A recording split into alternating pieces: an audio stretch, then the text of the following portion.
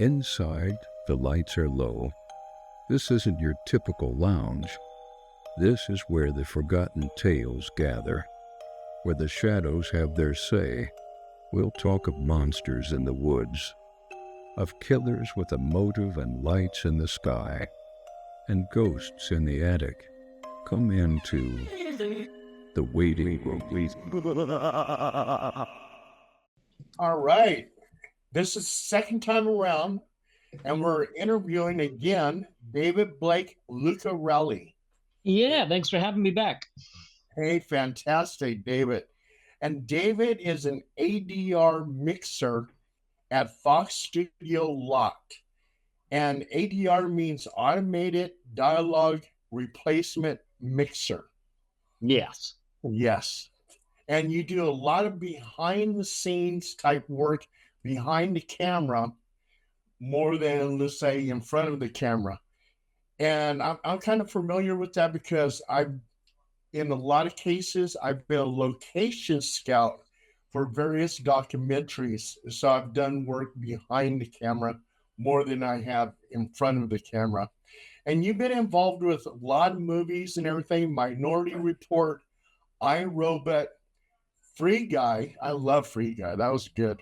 Rise of the Planet of the Apes, The Toxic Avenger. And didn't you do some stuff for Simpsons too? I've been working on The Simpsons since like the late 90s. Yeah. In fact, I'm working on it later this week, probably on Friday. Oh, fantastic. And if you look, Tim Shorts, I'll tell you who he is. Tim Shorts is wearing a Simpsons t-shirt. Oh, cool. Isn't that a coincidence? But Tim, go ahead and introduce yourself, name, some bio of who you are. So, oh, I've forgotten, myself at this point, who the hell I am. I'm Tim Swartz, and I spent a large portion of my career working in television production as a editor, videographer, sound, doing all kinds of production, documentaries, things like that. So a lot of the things that Phil talks about, I'm very familiar with, and as well, I'm also, I write a book here or then about weird paranormal stuff. So just happy that you included me on tonight's show. Looking forward to it. And David, he also too. I don't know if you watched Ancient Aliens, History's Greatest Mysteries, and the Unexplained. He's one of the expert speakers for those shows. Oh, very cool. Very cool. Yeah. So and he doesn't just do a few books; he's done a lot of books. So and I'm very happy because a lot of my stories, my articles and stuff have been published in his books. So they're well read. Yeah. So anyway, Tim never got the chance to see. Well, he's seen part of the interview that we did with you and stuff like that. Can you explain to us how you got to become an ADR mixer? Sure. Yeah. So, I mean, I was a musician, grew up in Pittsburgh, Pennsylvania, and I was probably the first kid on my block to get a 4-track, and I wore out all the buttons. And, then I went out to California to be a rock star, and I got a Bachelor of Science in Recording Arts from USC. I was a runner at various recording studios for a couple years, and I worked my way up to be the transfer guy, the recordist on the ADR stage. And then after many years of being the recordist on the feature ADR stage at Fox, I worked my way up to being the ADR mixer at Fox, at Periscope, Post, and most recently also at Invisible Studios. So I kind of work freelance. I float around various places. Oh, that's fantastic. So you work also too, probably with all the main actors, like for these movies, like iRobot, Free Guy. So you probably meet a lot of the celebs. Yeah, yeah, I do. I mean, most of the time it's just kind of handshake, hi, nice to meet you, sort of thing. But every once in a while, I get a nice anecdote from the experience. Yeah. And what's it like working with the Simpsons TV show? Yeah, I mean, the thing that's remarkable about The Simpsons is that for as long as it's been on, um, everybody that's involved with that show still really cares about it. Nobody is just kind of phoning it in or going through the motions, from the voice talent to the writers to the producers. Nobody's resting on their laurels. Everybody's always trying to go that extra mile to say, like, oh, hey, wait a minute, I just thought of something. Let's do one more take. Let's do one more variation. How about this? So it's inspiring because I think a lot of the shows that I work on, um, are sort of here today, gone later today, and may not be remembered for very long. But I think The Simpsons is the one show that I've worked on that eventually my grandchildren will, say, "Oh, what did Grandpa used to do?" And they'll say, "Well, he worked on The Simpsons," and there's a fair chance they might know what that is. And do you think Family Guy is going to be just as long enduring with their show as the Simpsons? I think the difference with Family Guy is this humor is kind of just throw everything in the kitchen sink up against the wall and see what sticks. And sometimes it's hilarious because of that. But I think the thing that makes The Simpsons so endearing is that it's not just the humor. People actually care about the characters, and it's a satire, but the humor comes kind of organically from the interactions of the characters. I think a lot of comedy doesn't tend to age very well.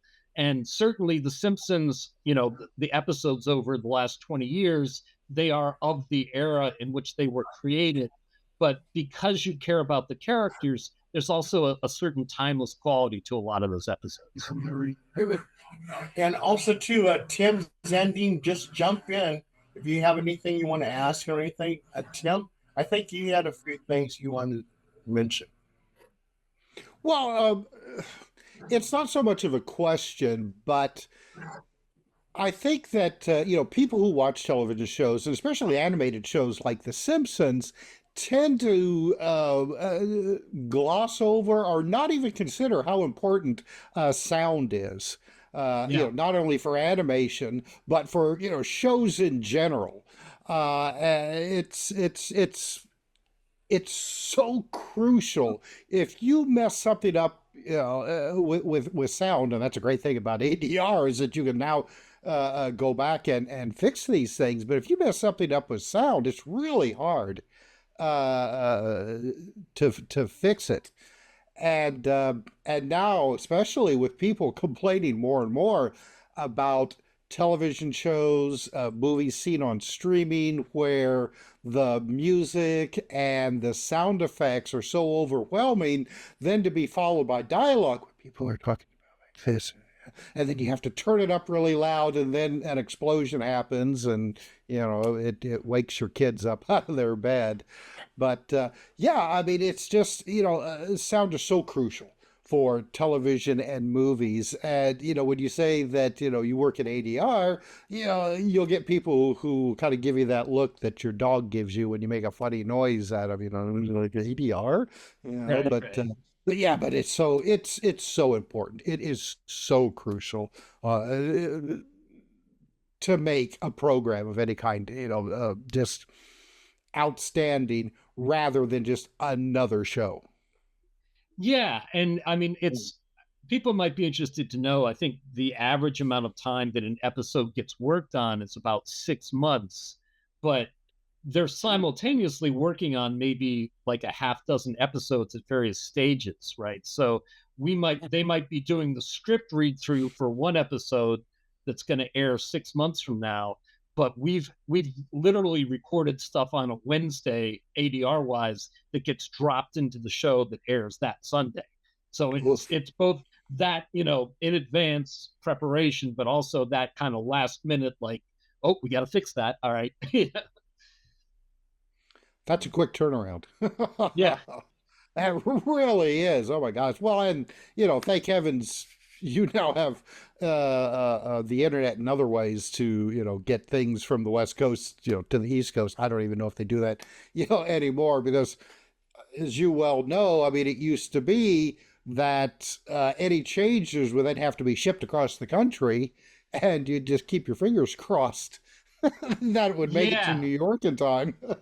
And that's still true in the sense of, like, when you've got prints of film, right? Like if you've got a director that's non-committal, like Michael Mann, he tends to put things off until the very last minute. And if they start making prints that have one mix or one score, and then he decides in the 11th hour, I want to change that music cue or remix that scene, there are literally now multiple versions of that movie showing in different places in movie theaters based on changes that he's making. Now, it's a little less so with digital. They can just kind of update everything.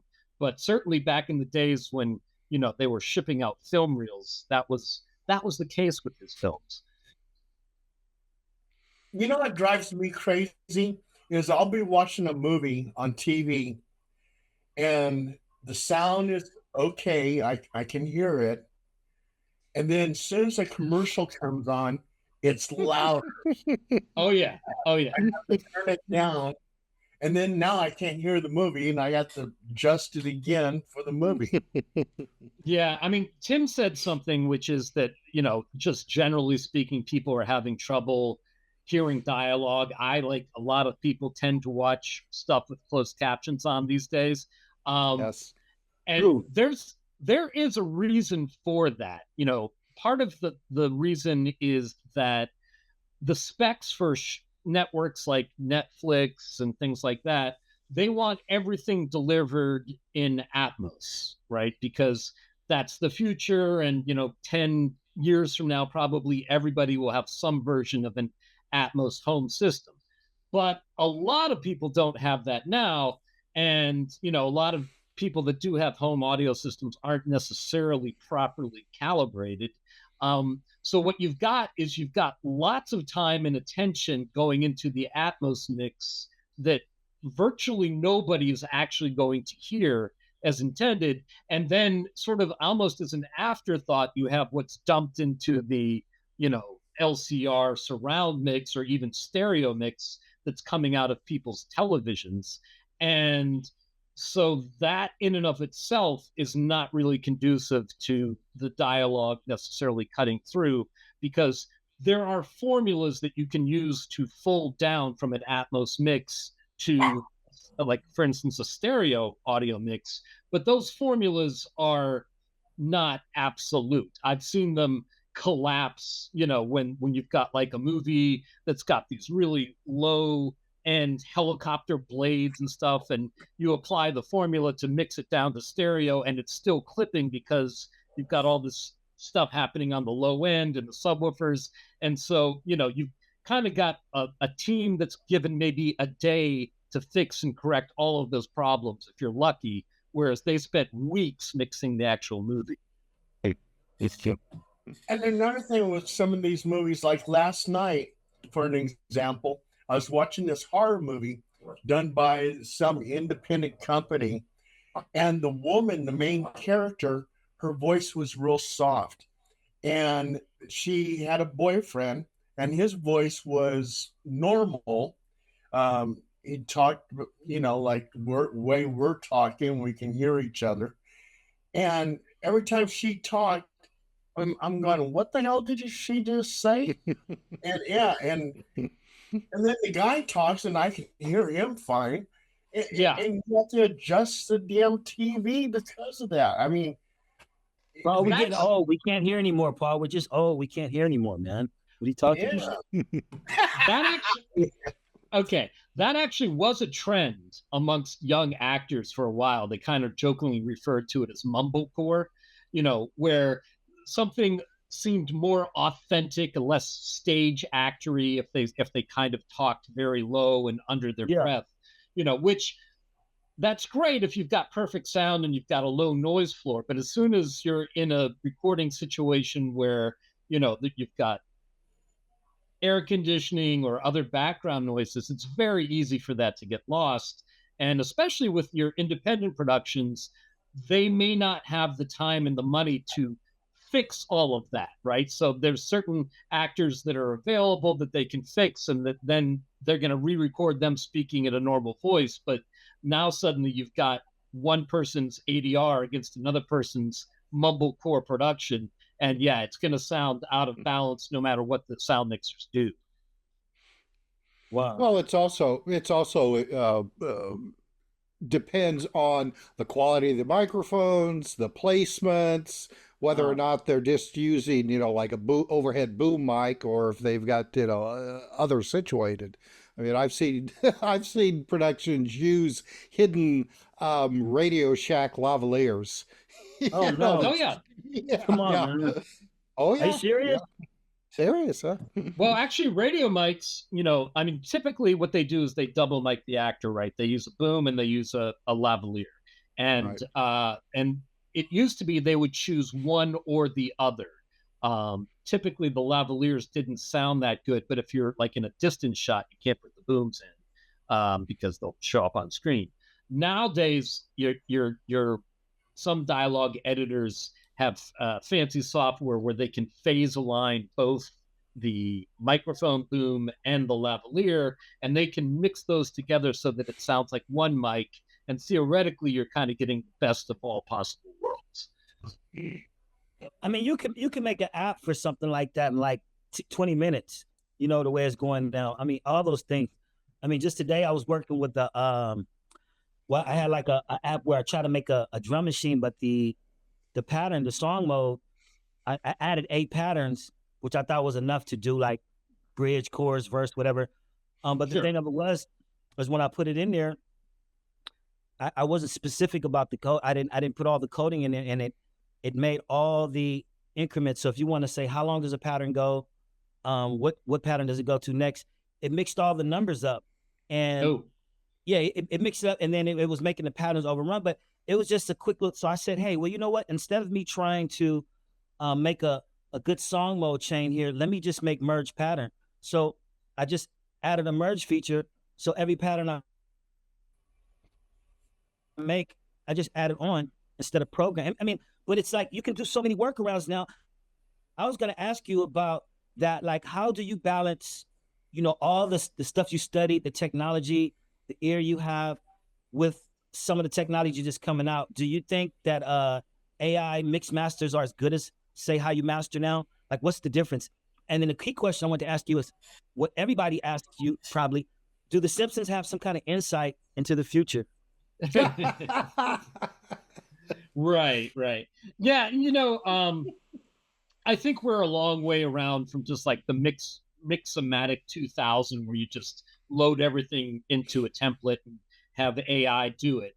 But I do think that AI is certainly being implemented more and more, both for cleaning up dialogue and for things like that. So yeah, it's definitely going to be a part of the process. There's no two ways around it.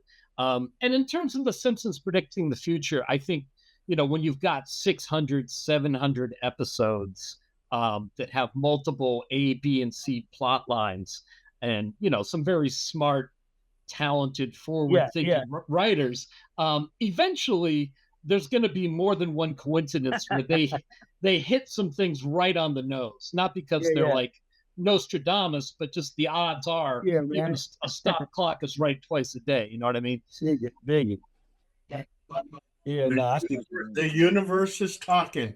I know you must get that a lot. I mean, people always, you see all the stuff on YouTube. It's like, but I see what you're saying. It's like the synchronicity. I mean, like if you're listening to rhythm, say you're old school escalator, you're going up the escalator and you hear the rhythm. At some point, you always hear some kind of rhythm, go in sync with something else. And I would imagine it's the same thing with speech, with scenes, with everything. You know, I don't know, but I think there's a human tendency to try to make order out of things where there is no order so that we can that's a good point. understand the universe.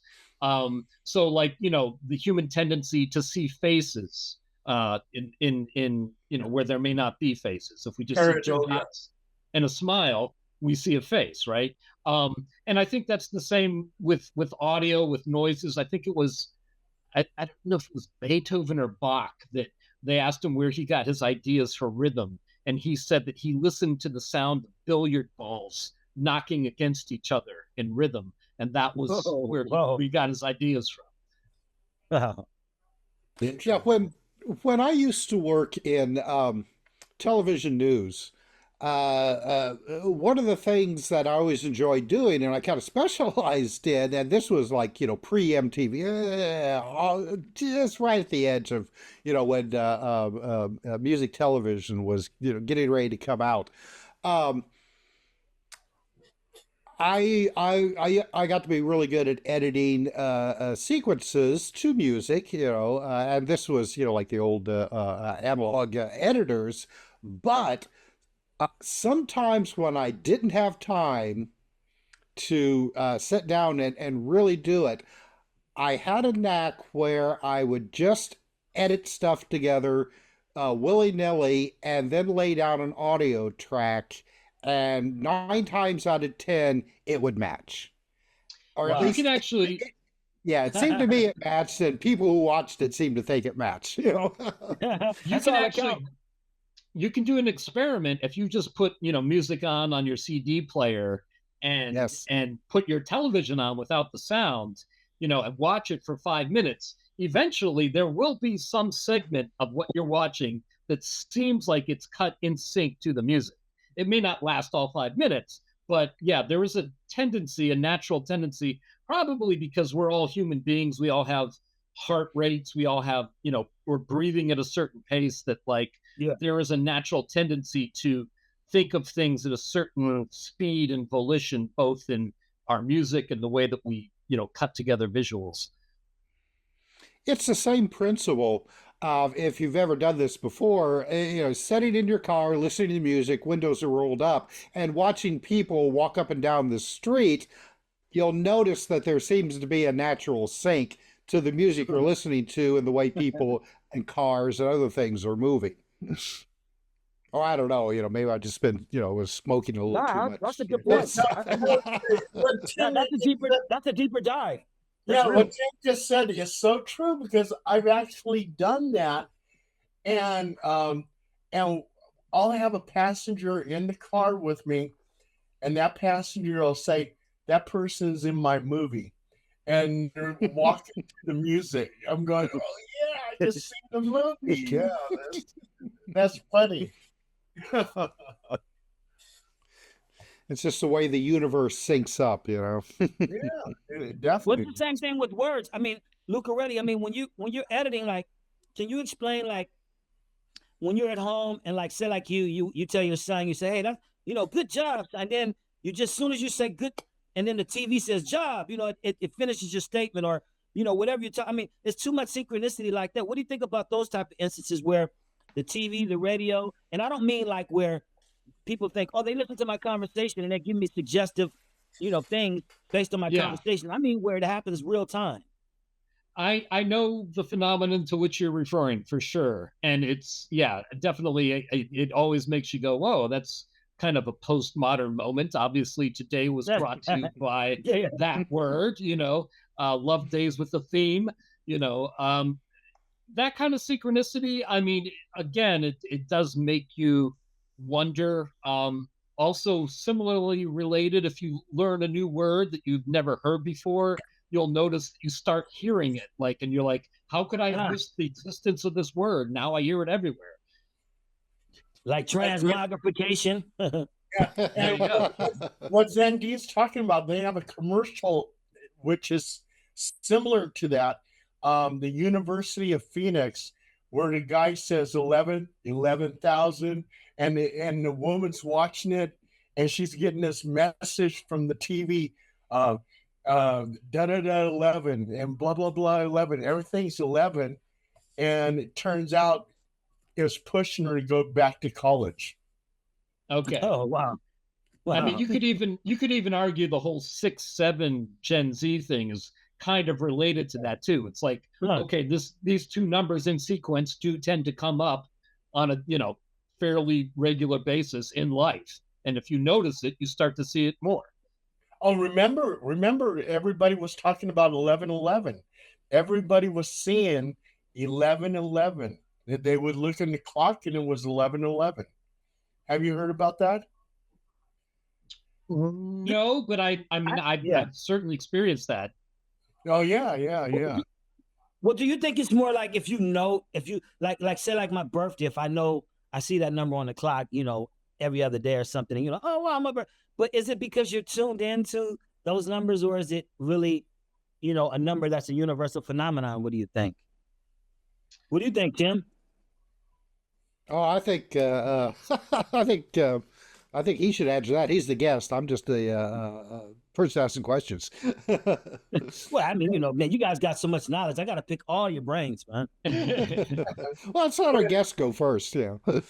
Well, Yeah. also too, like a biological clock. And like there's been times where I go, I got to get up at 4 because I got to be so and so at 6, and boom, my body, my mind, everything wakes up at 4 o'clock. I've known people that can do that. I'm not one of them. I think that to me is very mysterious. Well, Harry J. Lorraine had a book called The Memory Book, where that's one of his techniques. In addition to his memory techniques, he tells you, hey, look, before you go to bed, that time, if you put that in your mind and make like a ridiculous picture of it, you'll pretty much wake up at that time. So, but you have to make some kind of ridiculous picture, but it works. Interesting. Very interesting. Larry J. Lorraine. It's called The Memory Book. It's one of the best books I've ever seen. I mean, like it's maybe 150 pages. They have all these other memory books that are but they're so difficult. But this one right here has like 5 of the best techniques, I would think, for your kids, or if you just, you feel you're foggy right now, they're pretty good. Cool. I'll have to check that out. Yeah. So I'm curious, being the kind of old school tech geek that I am.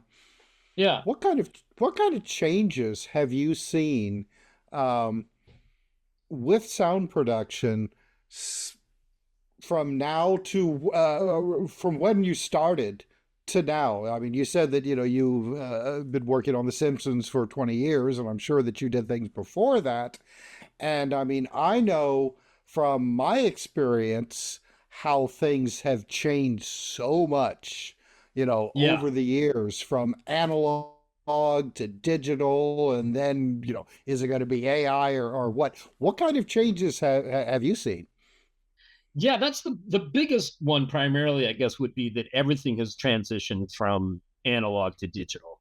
When I first started out, like a good point of reference is the Brian De Palma movie Blowout, because that's actually about a sound guy. If you look at John Travolta, like all that stuff was part of the industry when I started first working in it, from, reel to reel recording to 24 track analog machines to, and then basically now everything is done on Pro Tools. That's kind of the industry standard. And then there's usually like a recorder backup, which could be, various things. But yeah, so, and then in terms of consoles and stuff, it just varies. Like there's no 2 facilities, I think, that operate their ADR rooms in exactly the same way.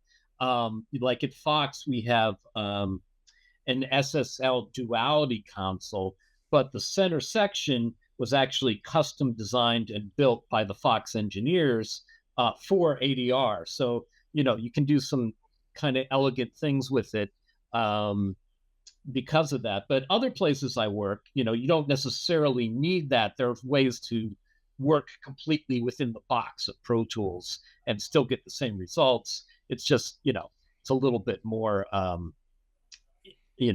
button pushing intensive. Well, and where do you think it's going next? Because like you, I mean, when I started, I there was a lot of well, a couple of years, a few years after I started, when things were starting to switch over from analog to digital, you had a lot of these old guys who just couldn't comprehend digital and really had a lot of trouble transitioning to it. Some could, some couldn't, and now things are going even faster. So I mean, Yeah. what's next, and is it going so fast that people like yourself, no offense intended, are going to be like, I have no idea what I'm going to do. I'm going to go and raise sheep in Australia now.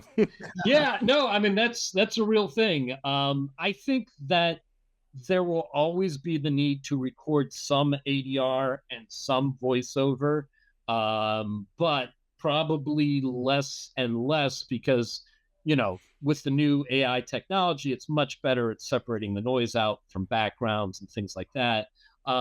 Also, you could use AI technology to, fix things just in terms of um, like airline lines where you're substituting swear words and things like that. You don't necessarily need the actor to come in and do that now. um, and sync is actually less important because you can now do foreign dubs where you're changing the way the actors mouths move in the image to Wow. make it match the new dialogue. That's another Wow. AI thing. That's So what I've done to kind of insulate myself and you know make sure that I'm not completely out of work is I've tried to expand my skill set to also be able to do audiobooks, podcasts, video games, just learning how to do anything. I mean, it all kind of falls into the broad category of helping other people tell their stories. Yeah, it's amazing now all the different things that are cropping up that you just pointed out, audiobooks, video games, and who knows what else. It's Yeah, coming on audio, down in the future, yeah. even audio dramas. I mean, it's funny that people were saying like 50 years ago that radio's dead, but what are audio dramas now except like basically on-demand radio shows that people love that format. People are rediscovering, and everything that's old is new again. It's amazing future. so. That's Already, what do you think? I want to ask you, as far as when you learned mastering at USC and you actually went through the official channels, do you think it's possible for a regular home producer to have an industry level standard of mix or master of their home product, with the stuff that they have out today? Or is there still an industry level standard that like you have to be down there? It's like always been a mystery for me, what levels they accept compared to, home stuff.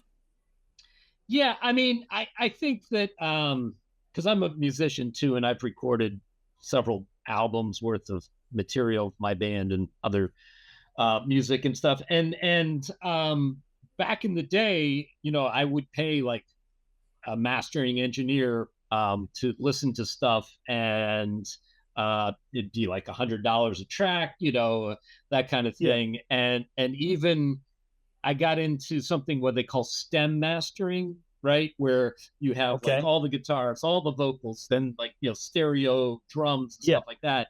And they would treat it as kind of a cross between mastering and mixing, and it got to be very expensive. But um, the reason why that was necessary is because a lot of home studios, um, you don't really have an accurate reflection of what's going on the bottom end, right? Okay.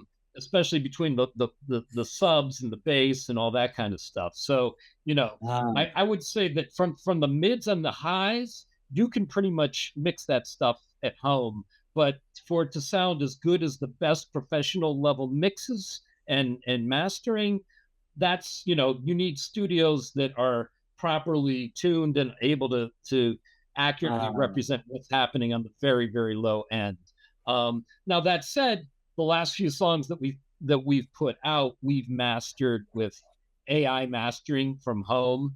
And it's not, it's hard rock music. So it's not like in hip hop, the low end is Yeah, right. extremely, pivotal and important.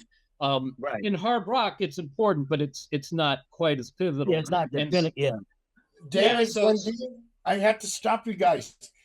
We have about 1 minute, and we're going to take a 10-minute break, and you'll get a second link. And Okay. we'll finish up this interview. So yeah, sounds good. 10-minute break. Tim, David, Paranormal Soul Brother, and me. Sounds good. See you in 10. Okay, see you in 10. All right, gentlemen.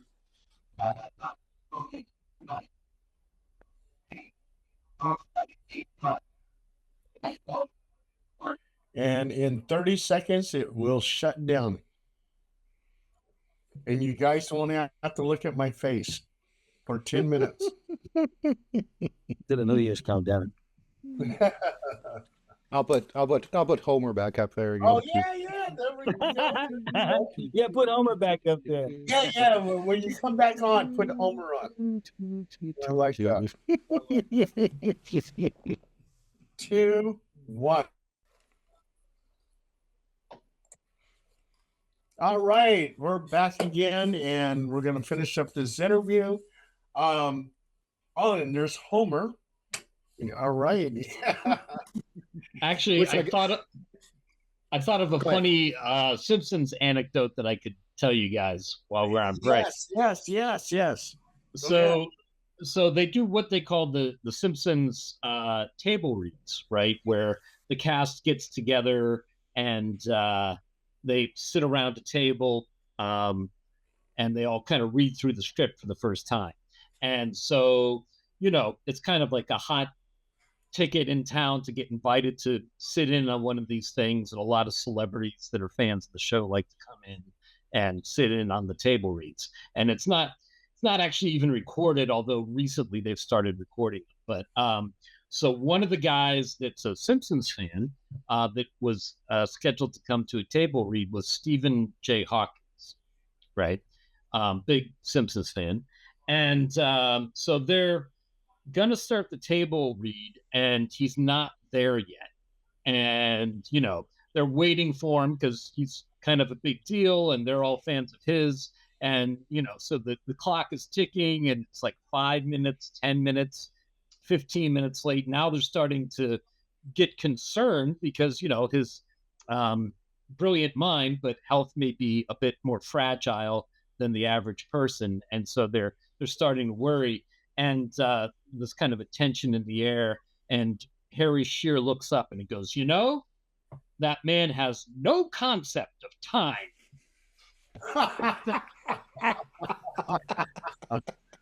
That is funny. Well, didn't Hawkins actually lend his voice to a couple of episodes on The Simpsons? I think he did. Yeah, they get everybody. They actually got Alan Moore to do his voice. That's right.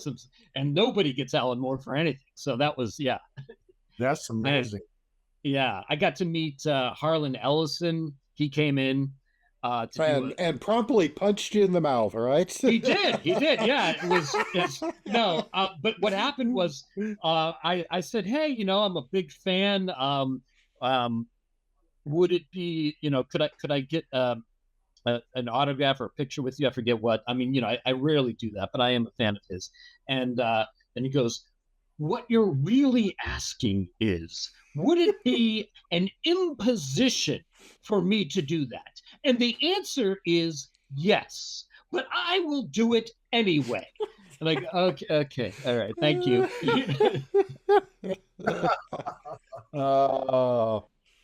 Yeah, that's good props right there. Yeah, he's speaking like good prop speaking. Yeah, he's speaking like Harlan Ellison. Yeah. I'm like you, big fan of his work, but from what I've heard about him, oh wow, that's commonplace with him, huh? Yeah. Do they have dumb? I don't want to say. Do they have dumbass cards at the read arounds? Because like when I was down there, if you go, like you get the script like Tuesday, you do the read around with everybody. but like some people don't know their script. Some people ask for the cards, but they say you don't want to get those dumbass cards. They used to say that all the time. If you didn't know, and the guy would come and hold the card up. Do they still do that?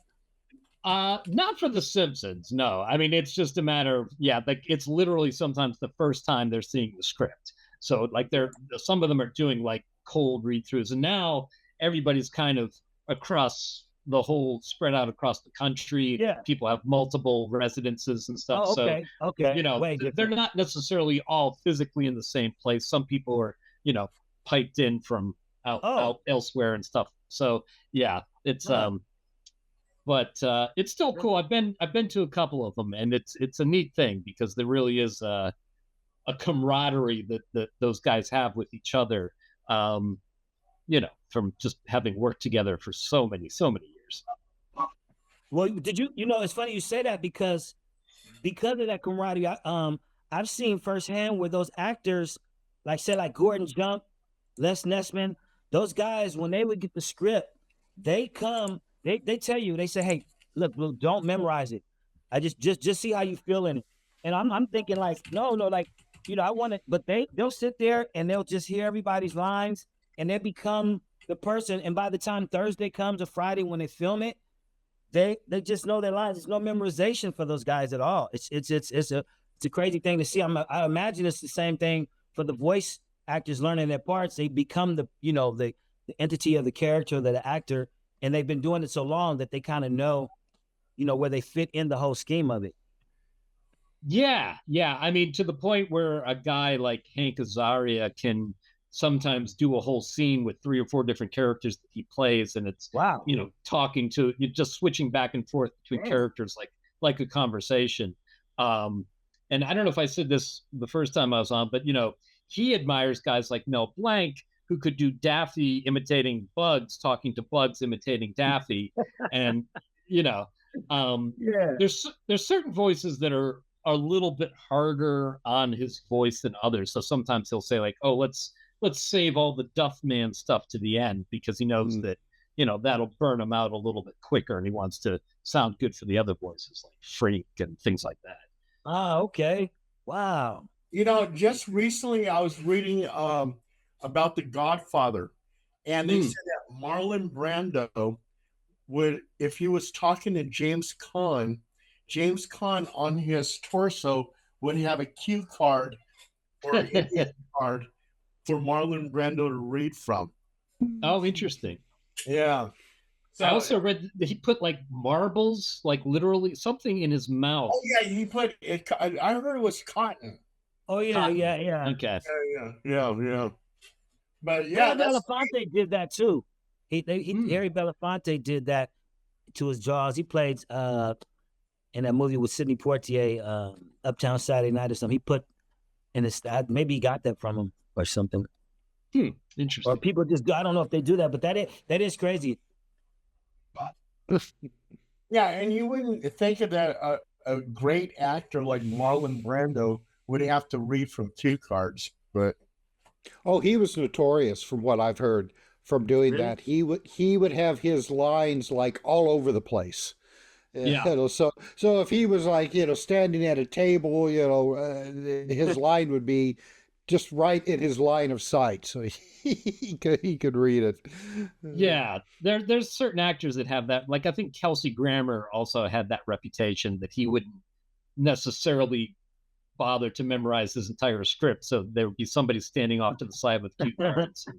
Yeah. Well, that's the star power, huh? I mean, Jackie Gleason, he did it too, right? With The Honeymooners, they said that he just wouldn't do the script, but then it turned out to be a hit for him. So, but I don't think everybody else, maybe they're not that extemporaneous. Yeah. I mean, there's certain shows, like I remember sitting in on a live recording of Married with Children, and it was literally like watching a play. Like they did 2 performances of the whole show, and there were really, if there was a flub, it was like 1 or 2 throughout the entire half-hour show, and it was sometimes just a technical thing. Versus I've sat in on the filming of other sitcoms where it's like, okay, re-rack, do it again, and it's almost like you're watching filming a movie or something. Man, you I'd should do love a book or something about the sitcoms and all the stuff you've seen. Like that's all. I mean, you got a lot of inside information. I was gonna say with the equipment, do you use Avid at all? I was gonna say, and do you strictly use Pro Tools? Like, are those like I don't know, like the premium, for I guess the industry, or you think it could be whatever is good for you?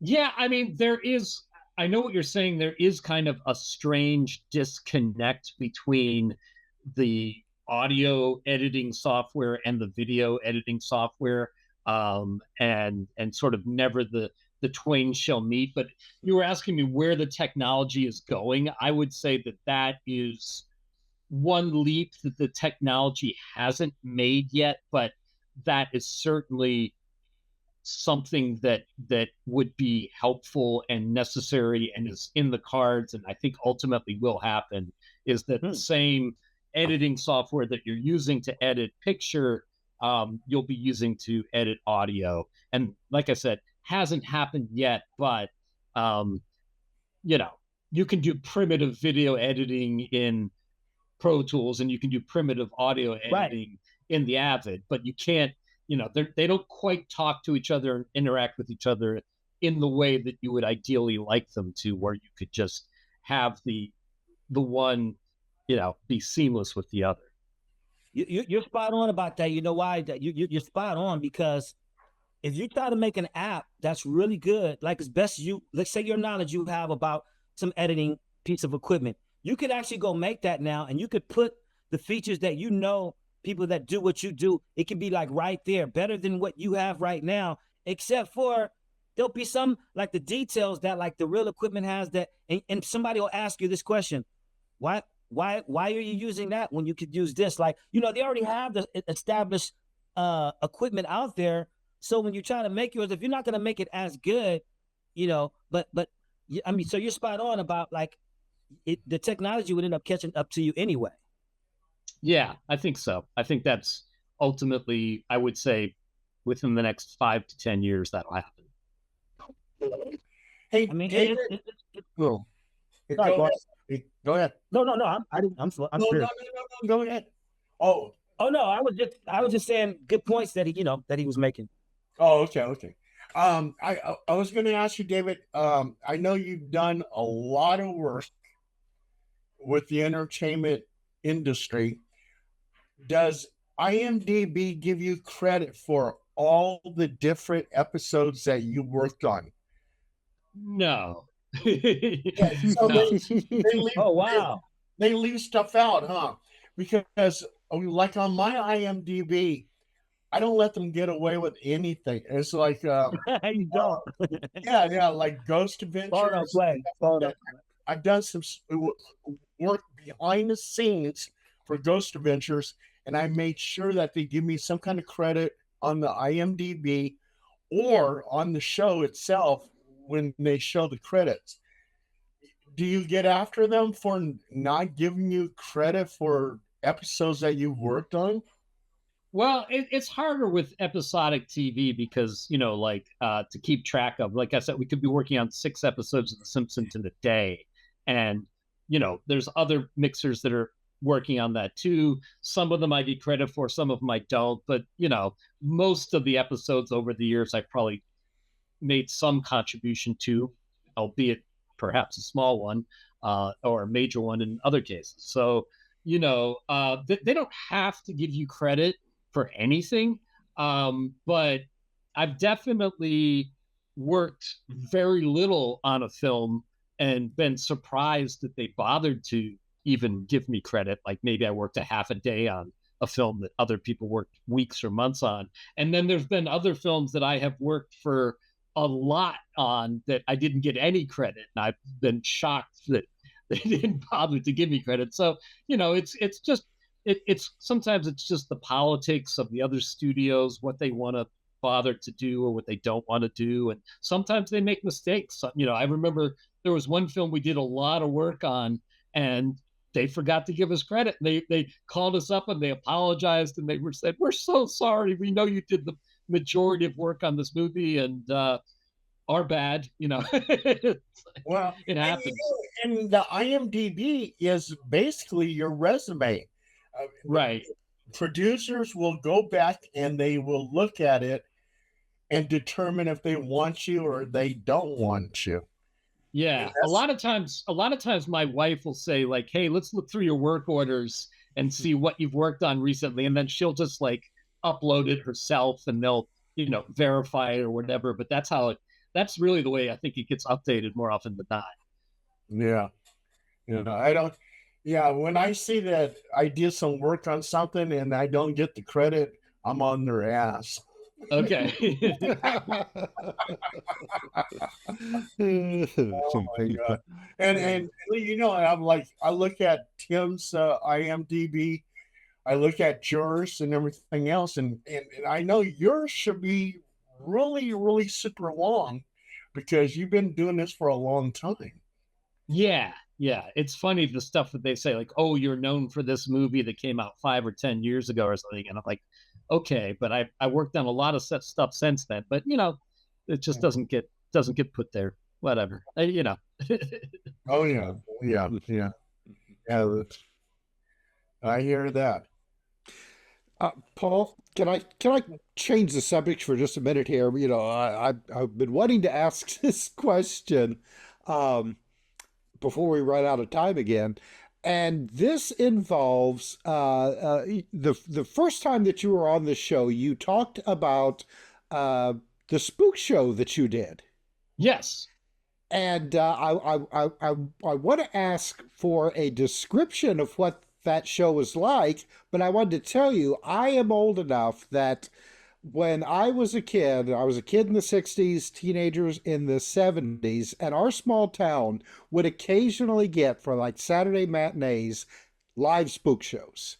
And they were super cheap, probably the last vestiges that were out there, probably run by Carney type of people. Yeah. But, they'd have like a bad movie, like Hillbillies in a Haunted House or something like that. And during the intermission, the spooks would come out and, they'd run up and down the aisles and throw candy and stuff like that. But, when you talked about the one that you did, I was like, oh my gosh, I remember those. Though the one that you produced was probably, a little higher quality. Well, yeah, the reason, I mean, there were some, at the height of the spook shows, there were some people like Bill Neff that tried to put on kind of higher value production ones, but they were also known as suitcase shows because literally everything that you needed to put on the entire show could be fit into a suitcase in the back of the car. We were putting on the show basically for the initial 2 runs as part of the Hollywood Fringe Fest. Was a theater that had 50 plus seats, somewhere in that ballpark. Now, we also put on 3 performances at Midsummer Scream, which is a haunted house Halloween convention. And for that, we were putting it on for more like 200 people at a performance. So I found the book Ghost Masters at Comic-Con, and I heard about this thing. For those of you who don't know, it was kind of simultaneously the last vestige of vaudeville and also immersive theater before there was a term for immersive theater. So it was like spooky magic with sometimes some burlesque and a seance and what they called a blackout sequence, where you would have supernatural phenomena that enveloped the audience that they could see, hear, and feel. So for our show, my conceit was that we would go back and study the ghost show manuals, recreate all that stuff, the spirit boards, the blackout sequence, all that. And we would also make it a play in the sense that we were telling a story, right? So ours actually comes from Dr. Zomba has basically taken over the ghost show, and he has hypnotized his lovely female companion Cyrena, who is the daughter of Professor Payne, who he has gotten rid of by locking him away in an asylum. And Professor Payne, throughout the course of the show, escapes and takes his revenge upon Dr. Zamba. And then the way that the blackout is motivated is he says, you, the audience, knew about what my pain was, my suffering, and yet you allowed this show to continue. I cannot judge you, but there are those who can. The spirits of the world, I will invoke them all, and some of you may live. And then the whole blackout sequence happens and whatnot. And it was a blast. We had so much fun doing it. And I'd love to bring it back too. Interestingly enough, there's a magician, kind of famous magician, Rob Zabrecki, who came and really enjoyed the show. He's a big fan of spook shows. He subsequently has put on a couple of spook shows himself in Los Angeles. And my wife and I went and saw a third spook show that was put on by a magic club off on Hollywood Boulevard called the Black Rabbit. So all this stuff, I'm not saying I didn't invent the spook show, obviously, but the fact that we had 3 very successful runs, I think, was an indicator to some other people in Los Angeles that this is something that people are interested in. In this day of everything at the touch of a button on the internet, this kind of immersive theater and kind of old time Americana is something that you really can't recreate unless you're there in person. And so I think that's why there does seem to be kind of a little resurgence of interest in putting them on again. Oh, I'd love to see that. I really would. And I'm sure you know this, but in the middle 19th century, there were the Davenport brothers.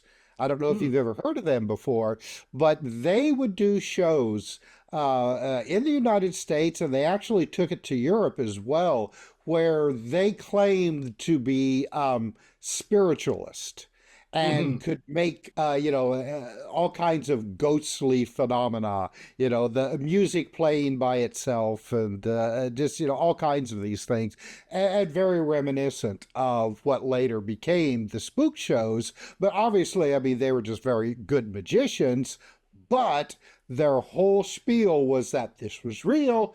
It's the spirits doing all of this.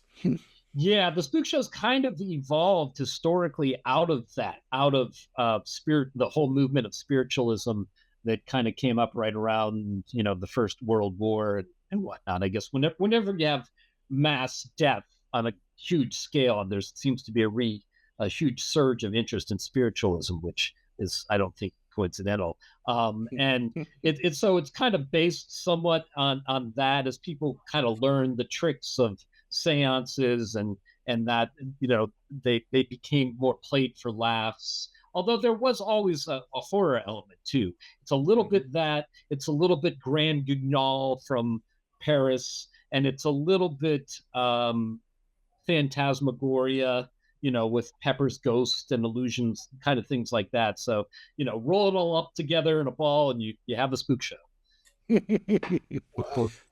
Yeah, the Grand Gagol, that would be something that I don't think would play well anymore, though, it would be interesting. I mean, I've seen some milder versions that, people have tried to do, but the ones that they used to do in Paris, without equal now. Yeah, I saw one version that was done in Hollywood a number of years ago that was pretty good. Really? They did things like where you have a guy who's in a club or whatever, and he's high on opium, and somebody cuts his fingers off, but he's so high he can't feel it, so his hand is like sprouting showers of blood, things like that. Yeah. Wow. That's great. One of the ones that I saw, actually, they intermix people who would do I don't know what the term would be now, but hammer the nail up their nose and sword swallowing and stuff like that, and then go to a special effects stage scene. So it was really good, you know. Yeah, I mean, in a way, the spook show tradition continues with horror TV hosts and immersive haunted houses and things like that. There's a great one out here called Delusion that's put on by like Hollywood stunt people and special effects people, and it's like a play that takes place. And the story changes every year, and you go through with maybe 10 or 12 people at a time. Sometimes they split you up into different groups that you interact and you sort of play a role in the story. Um, that's a highlight of our Halloween every year for sure. And it's funny because Houdini would love a spook show because he would be over there taking a spiritualist and saying you're a fraud. But and and I even watch shows sometimes. I watch like America's Got Talent, Okay. and they'll have somebody on there that should be on the spook show because they'll take a hammer and put it up their nose and what's that guy's name that does that show? Uh, I can't think of his name. The main actor who Simon? runs. Yeah, Talk about Simon. Simon? Yeah. Yeah. And you'll see Simon cringing and freaking out, and there'll be some little girl, and she turns into a witch and all kinds of stuff. Yeah, Oh yeah. that's your spook show now. Well, Yeah, but there's something to be that's said, though, as he pointed out, with seeing it live. Oh yeah. It's just so special because you come to expect, watching it on television, these kind of things. But when you see it live, it's just, it's like seeing a band live. I mean, Sure. even if you don't really care that much for their music, you go and see a band live and it's just like, yeah, they rock. It's the same thing with shows like that, seeing it live. Absolutely. Absolutely. Yeah. That's rock, the power and majesty of rock and roll, like the power and majesty of a great spook show, can really only be experienced live for sure. Hmm. Right, right. Well, I mean, that's like when I was um, probably around 18 or so. My girlfriend wanted to go see Peter Frampton in his, his first concert. Yeah, what was it? Peter Frampton Live, I think is what it was.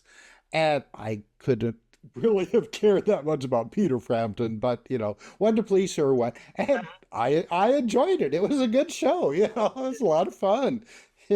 Still didn't buy his albums, but I enjoyed the show.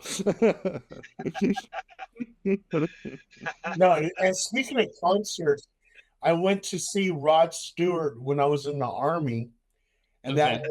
that was in 1974 in Nuremberg, Germany. Ooh. Oh And wow. one of my soldier buddies was right next to me, and he throws his army hat upstage.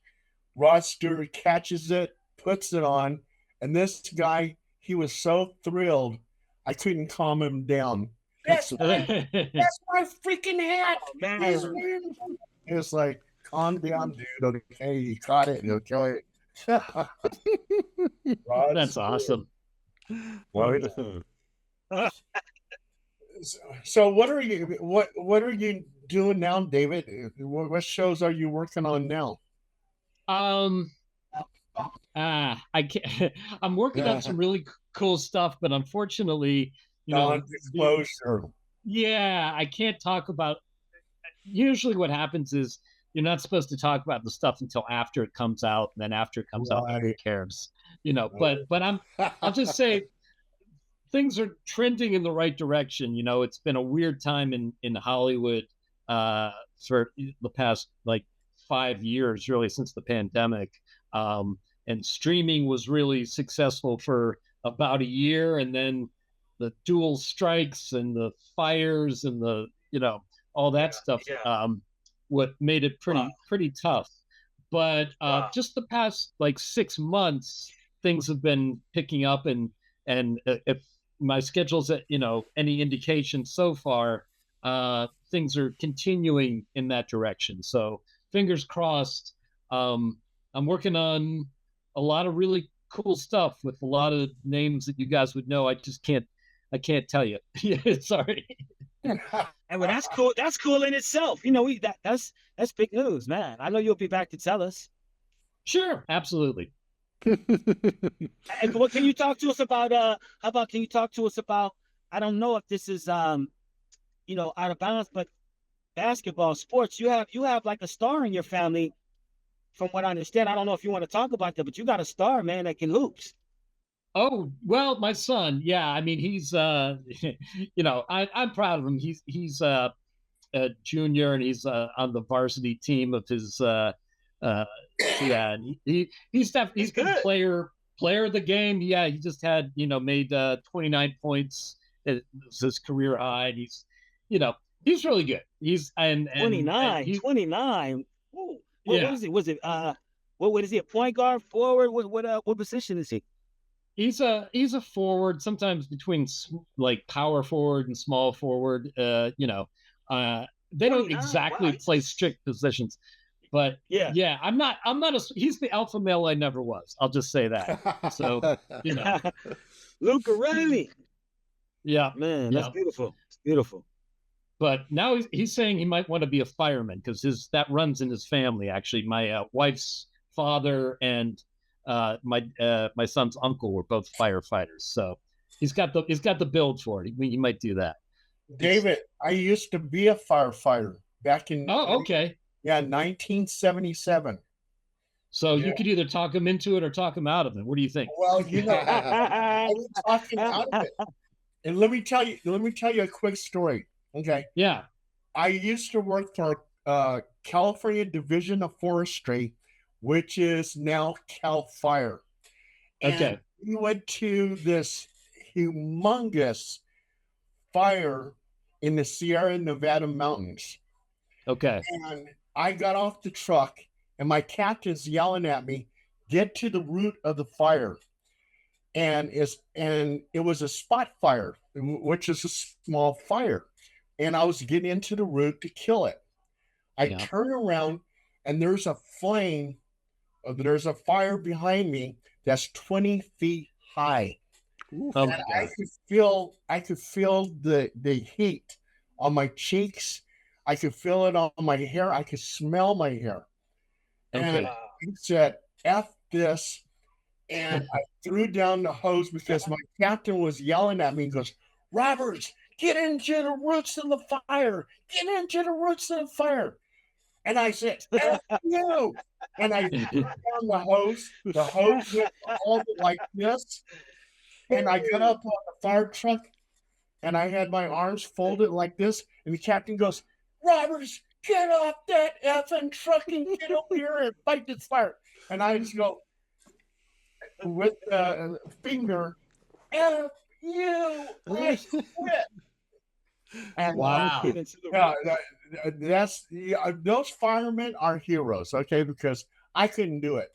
And then Yeah. when we got back to our barracks on Colfax, California, my captain come up to me and he talked to me. And he goes, "You know, some people can make it as a firefighter, some people can't." And I said, "You know, some captain," I said, "I understand because I'm one of the ones that couldn't make it as a firefighter." I mean, they go through hell. So Oh, yeah. yeah, good luck to them, you know. My son's his grandfather and his uncle both have a very similar story where they went into a building that was on fire and the floor collapsed like from underneath them. It was when they entered, and that's like the most terrifying thing that they ever experienced in their careers, because it's like you're completely disoriented and you're cut off and you're injured. And one thing too, David, my captain looked like a young Robert Redford. So 5 years later, I went back to see everybody over there, and this captain now had a burn mark on his cheek. And now it's a permanent burn mark. So this young Robert Redford looked kind of deformed now. Okay. Well, on the other hand, it's probably a job that's not going to get replaced by AI. No, it's Yeah, not. It is not going to be replaced by AI. definitely not. Oh my God. Well, But I and I know there's only a few minutes left here, Paul, but just like really quick, and you probably answered this a million times. I don't think that AI is going to be that kind of killer. It's just like CGI. I remember when CGI was coming out and, the practical effects people were like, oh my gosh, we're never going to work again. And yeah, I mean, it did take a big dent out of practical effects, but it'll never completely replace practical effects. And I think it's the same thing with AI. I mean, it's going to be useful, but anytime it tries to use it all the way through, it falls flat. Well, it may end up being like drum machines, right? When drum machines first came out, they said, well, there's not going to be any need for any, more physical, like living human being drummers. And certainly that's not the case. There's still a call for great live drumming. But at the same time, there's drum machines that are used in modern music, and there's probably less jobs for living drummers, right? So, All right. yeah. All right. and one thing I love about AI, and I've been using it, is back in 1992, I created all these superhero characters, and I sat there and drew them, wrote what their powers were, what their name was, everything else. I've been throwing those images into AI Chat GPT, and it comes back looking realistic. It's like, wow, Oh, this yeah. is so freaking cool. I mean, yeah, because I'm not a good artist, but I mean, I did the best I could, and then AI takes it and it does magic with it. Yeah, no, I've seen that done with other things like, what would Speed Racer look like if he was a real person and things like that. And it's, yeah, and it's fascinating. I mean, it really is. I don't, crazy. Yeah, it's a whole new brave world that we're about to enter. I want to see that one, by the way. Look, I want to see that one. Speed Racer is a real person. That's interesting. Yeah. Well, they had the movie. They had that movie. Well, that's true. But And this was like when you guys have a chance, go to my Facebook timeline. You can see some of my characters. You can see some of my characters. Yeah, but it's really ready. I got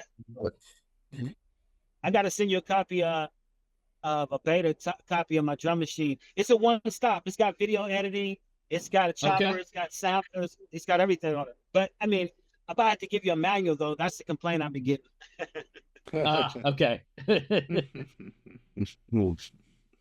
Well, yeah, man. It's fascinating to hear all the insider knowledge.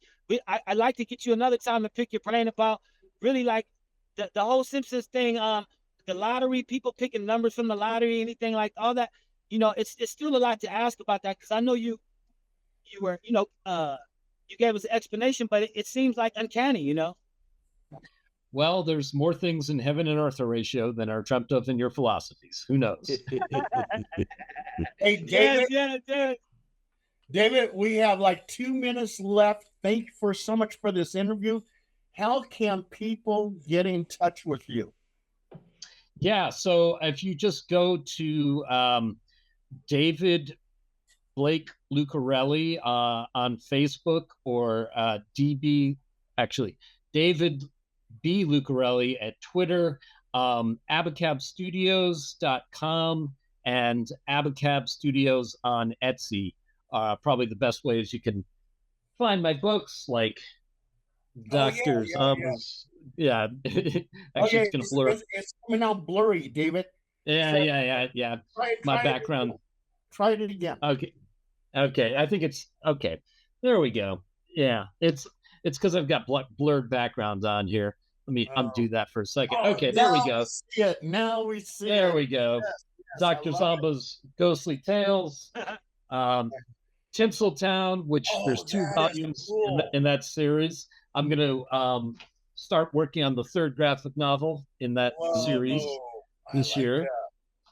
And then finally, Children's Vampire Hunting Brigade, which is a trilogy, coming of age gothic adventure inspired by the real life Gorbals vampire incident. So That is sweet. Yeah, oh, thank you. but, any websites or anything like that? Abacabstudios.com, although to be honest, I got to update that one. But really, if you go to Etsy and search for Abacab Studios there, you can find my stuff, and also stuff is on Amazon and things like that too. That is totally amazing. So yeah, we'll have to definitely check out those comic books. Well, those are graphic novels. So I think the Spook Show coming soon too. oh yeah. Yep. All right, we got 2 seconds.